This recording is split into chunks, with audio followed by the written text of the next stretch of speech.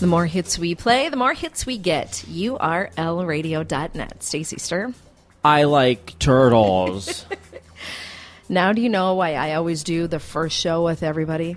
Whether I'm on their show or not. I tell them it's to introduce the audience to them, but really I'm trying to teach them how, what to, and don't do on radio. Wait, that it's not a good idea to jack a mic in the middle of an interview and say, I like turtles? No, it's never a good idea to ever say I like turtles unless you're actually interviewing a turtle expert. Or what if you're a 6-year-old kid who... Nope, still not even acceptable. Ty and Summer knew better. That kid is amazing.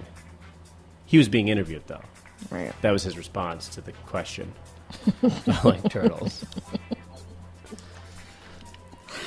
Summer and Ty did a better show. If you listen to Child's Play, have you ever listened to their show? No, but I bet it's terrible.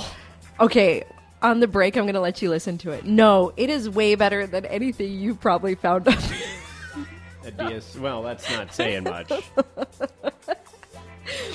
Oh, God. The 5-minute They actually had an intro. They had a preview. They had a topic, and they had an outro. Like, they're on it. And they each took turns on the microphone. It was really good. They? Like 6 and 8? 6 and 9? Yeah. Not even a joke. It's pretty good. We'll play some on the break. So what you're saying is they didn't learn how to radio at BSC? No, they learned from an actual person that's been in radio. It's amazing how that works. Kevin Keyes. Yes, they learned from Kevin. God, I hate you. Okay, here are 5 classic movies that have become horrifying with age. Now, if you look back at some of these movies that we thought were really funny when we were younger, and you break it down now, you're like, that is horrible. I can't believe that we ever thought that was okay. But they make the damn characters so endearing that you just kind of accept whatever bullshit they bring to the table. For instance, American Pie. Now, Nerdy Jim, this seems innocent. Nerdy Jim manages to attract the attention of exchange student Nadia. Naturally, his buddies convince him to set up a webcam so they can watch him get laid.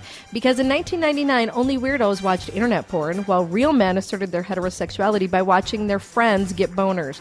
Now, here's the thing. She didn't know she was being taped. He basically violated every law that you could possibly violate and secretly recorded, wanted to record having sex with her. He just didn't go that far.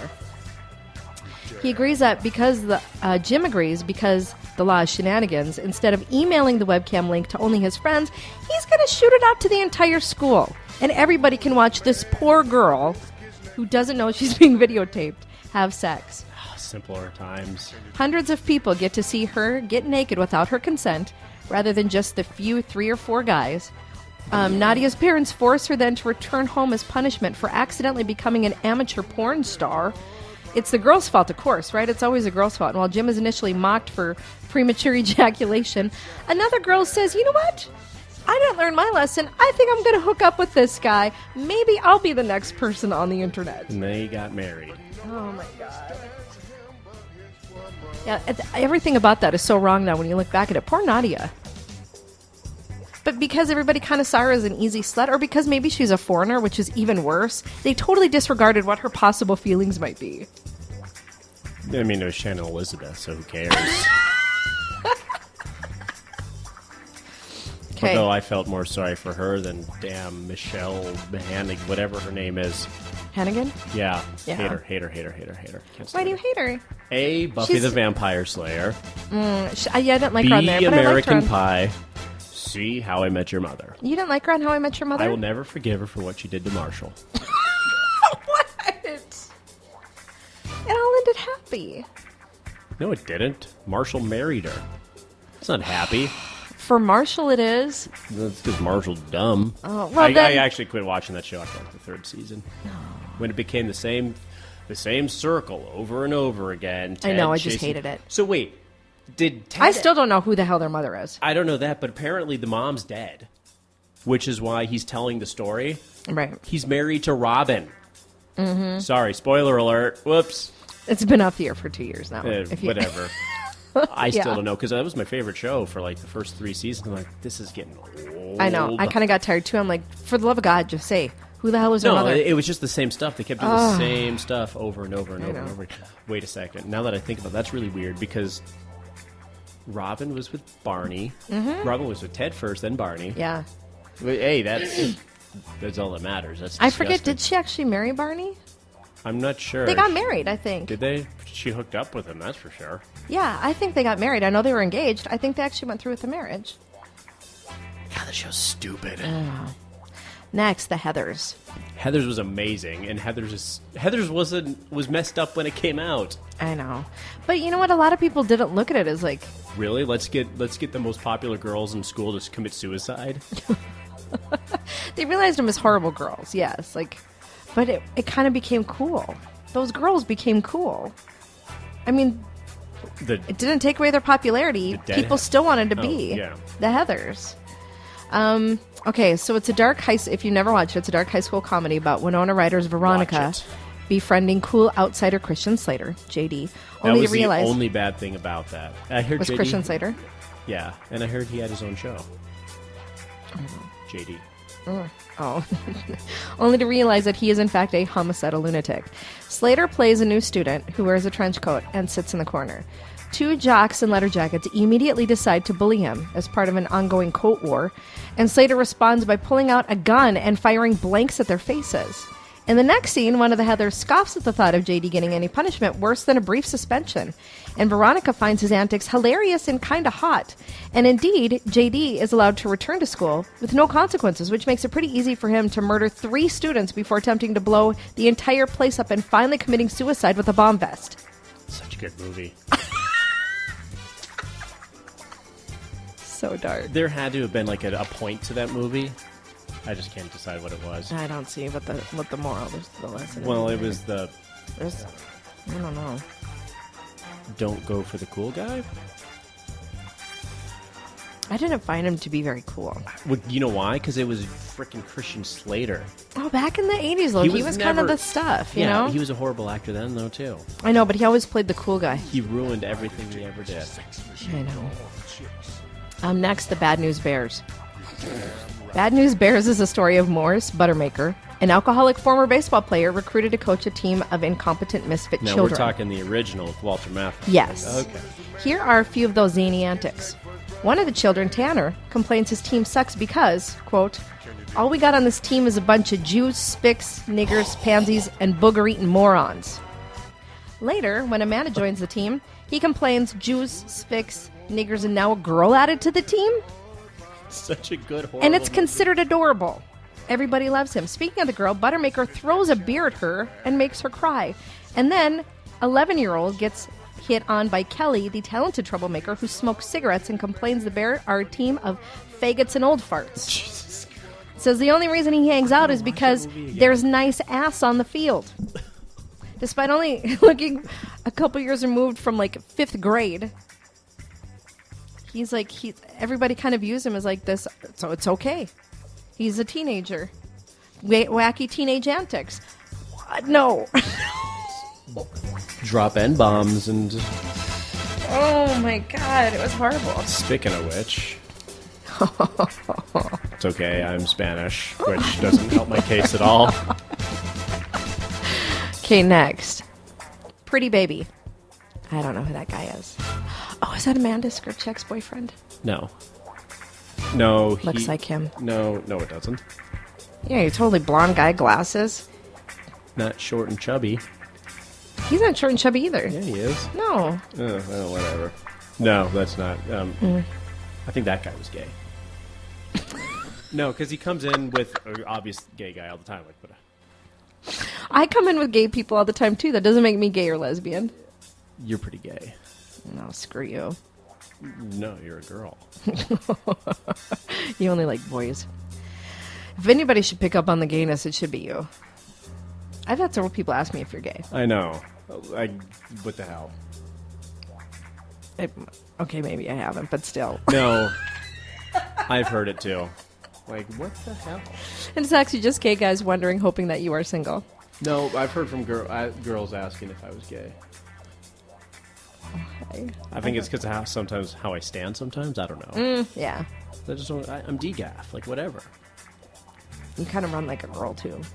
No, I don't. You do. No, I don't. You run like a girl. You know when I run like a girl? When I'm trying to run like a girl. Otherwise, I run like a guy. Okay, next. Pretty Baby.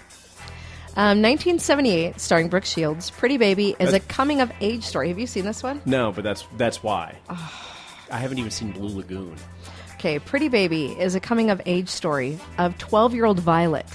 It's set in 1917. Violet lives in a brothel with her prostitute mother. This has sounds her good. virginity auctioned off by a cocaine-sniffing madam.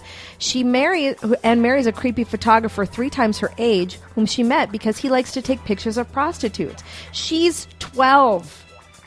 It gets even worse when Violet escapes to live with this photographer because the movie portrays her as seducing him as opposed to, like a man abusing a little girl.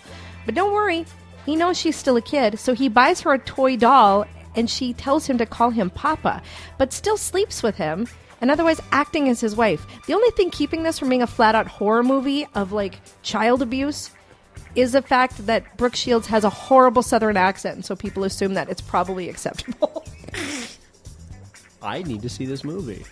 I can't. This sounds terrible. I actually watched it when I was a teenager and was so uncomfortable. She looks 12. She doesn't look like a grown woman. Yeah. Some guys will justify it as No. well, she looked like she was 18. No, she looked like she was maybe 13. And this guy is hooking up with her. Have you not seen Taxi Driver? Yes. Jodie Foster. Not okay Claire Lee either. It's a great movie, though. Oh, God. Jodie Foster's best role. Next. Not because she was playing a child prostitute, but because she actually did well in that. I can't stand her.